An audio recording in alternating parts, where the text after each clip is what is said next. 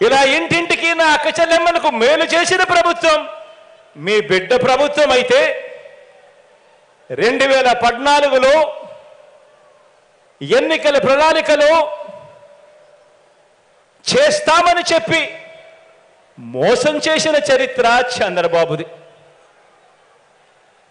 14,205 కోట్ల రూపాయలు పొదుపు సంఘాల రుణాలు అన్ని మాఫీ చేస్తామని చెప్పి మోసం చేసిన చరిత్ర చంద్రబాబుది. ఎన్నికల ప్రణాళికలో 2014 ఎన్నికల ప్రణాళికలో ప్రతి ఏటా కూడా సబ్సిడీ మీద 12 సిలిండర్లు ఇస్తాము అని చెప్పి మోసం చేసిన చరిత్ర చంద్రబాబుది.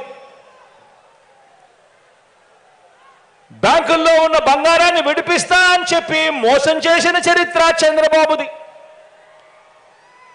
సున్నా వడ్డీని పొదుపు సంఘాలకు సంబంధించిన సున్నా వడ్డీని 2016 అక్టోబర్ నుంచి నిలిపివేయటం దుర్మార్గం చేసిన చరిత్ర చంద్రబాబుది.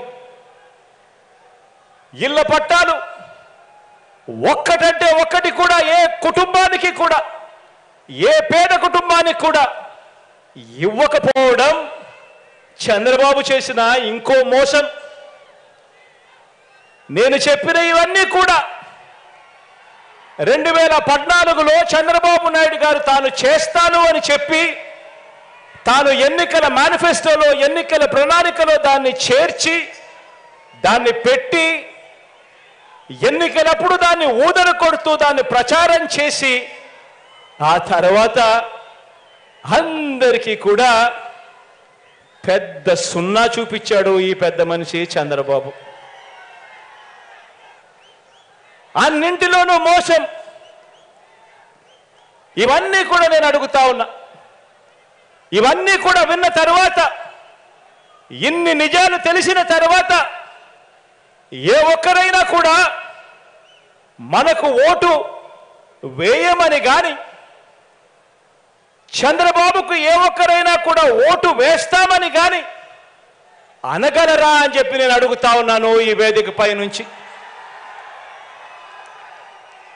రెండు చేతుల పైకెత్తి ఇలా ఇలా ఇలా ఇలా ఇలా ఇలా ఇలా ఇలా ఇలా ఇలా ఇలా ఇలా ఇలా ఇలా ఇలా ఇలా.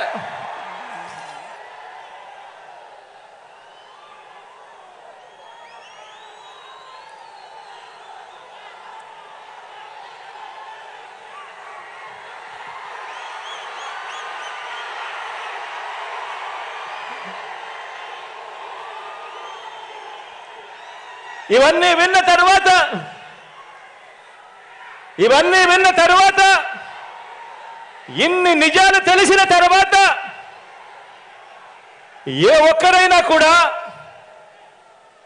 ఇవన్నీ విన్న తర్వాత ఇన్ని నిజాలు తెలిసిన తర్వాత ఏ ఒక్కరైనా కూడా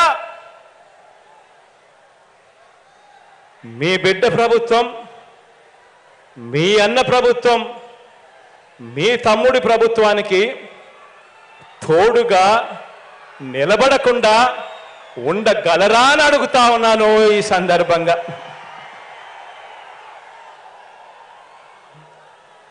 ఒక్కటి గమనించండి, 2019లో మనం అధికారంలోకి వచ్చే వరకు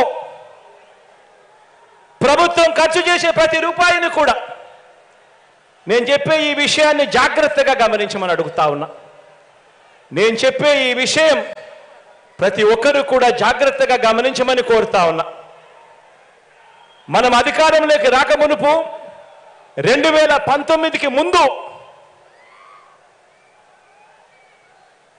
ప్రభుత్వం ఖర్చు చేసే ప్రతి రూపాయి కూడా పేదలకు ఎలాంటి లంచాలు లేకుండా, ఎలాంటి అవినీతి లేకుండా, ఎలాంటి వివక్ష లేకుండా అర్హత ఉన్న ప్రతి పేదవాడికి కూడా కులం చూడకుండా, మతం చూడకుండా, ప్రాంతం చూడకుండా, వర్గం చూడకుండా, చివరికి వారు ఏ పార్టీకి ఓటు వేశారు అన్నది కూడా చూడకుండా పేదల చేతికి ప్రభుత్వం ఖర్చు చేసే ప్రతి రూపాయి కూడా ఇవ్వటం సాధ్యమే అని ఎవరైనా చెబితే మీరంతా నమ్మి ఉండేవారా అని చెప్పి నేను అడుగుతా ఉన్నాను. రెండు చేతులు పైకెత్తి ఇలా ఇలా ఇలా ఇలా ఇలా ఇలా ఇలా ఇలా ఇలా ఇలా ఇలా ఇలా.